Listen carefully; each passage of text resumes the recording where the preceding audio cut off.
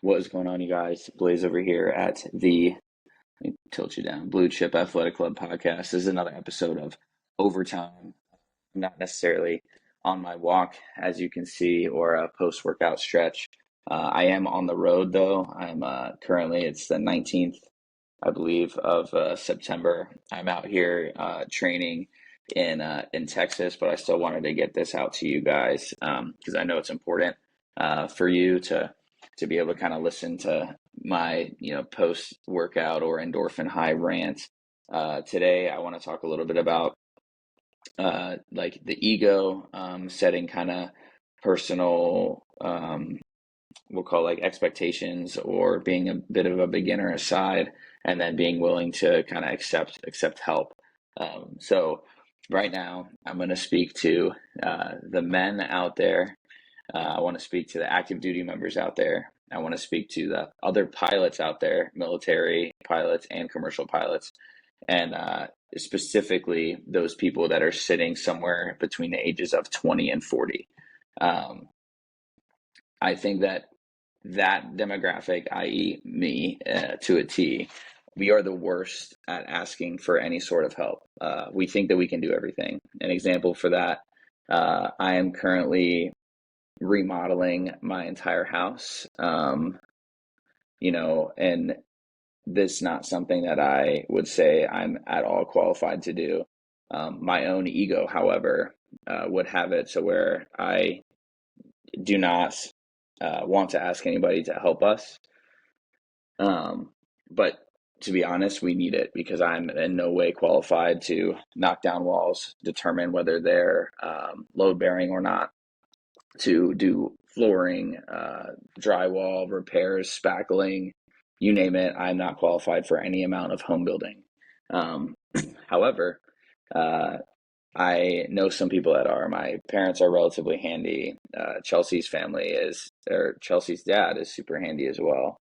Um, and what I think that people miss, especially men in that demographic, or those type of people especially, miss is, hey, why am I going to sit here and act like I'm the expert in this field? Um, and why am I unwilling to ask for help? Is it an ego-driven thing? Is it a, oh, I used to do this, or I moved like this, or I lifted weights like this, or I looked like this, and I can do this again? Life changes, situations change. You're part of a greater, path. And I think that a lot of times we get kind of wrapped along the axle of like, hey, I can do this thing myself. And the reality and thing that I'm kind of learning is like, why not lean into the stuff that you're good at, um, and that you know how to do, and then ask for help from people that are really good at the thing that you're looking to improve. An example being, you don't go to your cabinet guy when they come into your house and be like, here's how I would build a cabinet. You kind of listen to them, and understand how they're building cabinets. And I think you can take a lot of that and be like, hey, how does that apply to your health? So for those same people, men, military members, pilots, active duty pilots, commercial pilots, all of you guys, um, are you happy with the way that you look, move, and feel? Is it something that you feel like, you know what, I am really, really stoked with the way that is. I don't have lingering pain.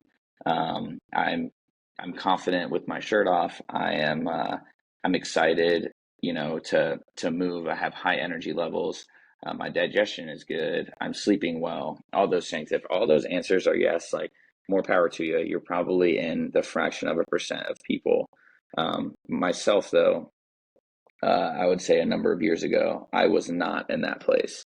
I was 230 pounds. I've spoken about this before.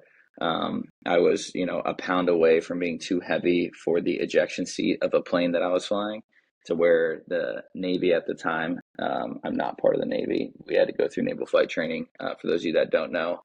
But I was a pound away from being too heavy for the plane that I was flying, which meant that I wasn't going to be able to fly the plane, continue the training, and then become, a pilot at the end of the day, which was something that I was not willing to accept.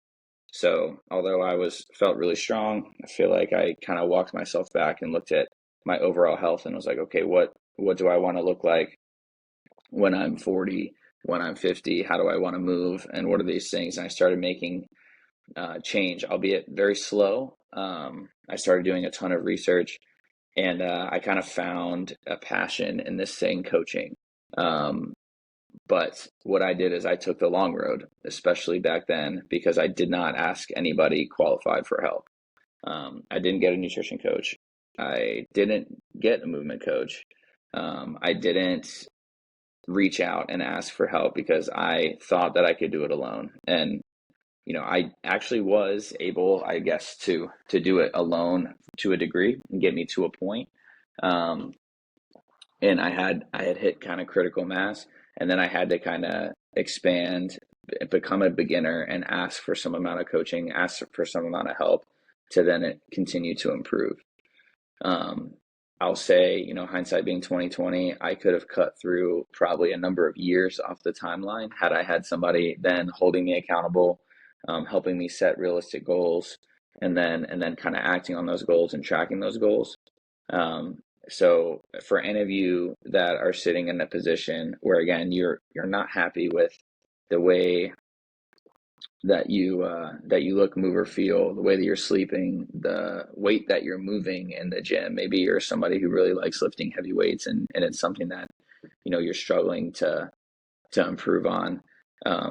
Why not ask for help? Why not like reach out to somebody that and be like, hey, I'm interested in learning, and being a beginner. And there's a million types of people out there, good coaches, bad coaches. There's good lawyers and bad lawyers. There's good doctors and bad doctors, right? And I'll say that be the first to say that we're not the solution for everybody. We're very choosy with the people that we work one-on-one with. Um, and we're definitely not able to help everybody. And that's okay. But find somebody that can help you.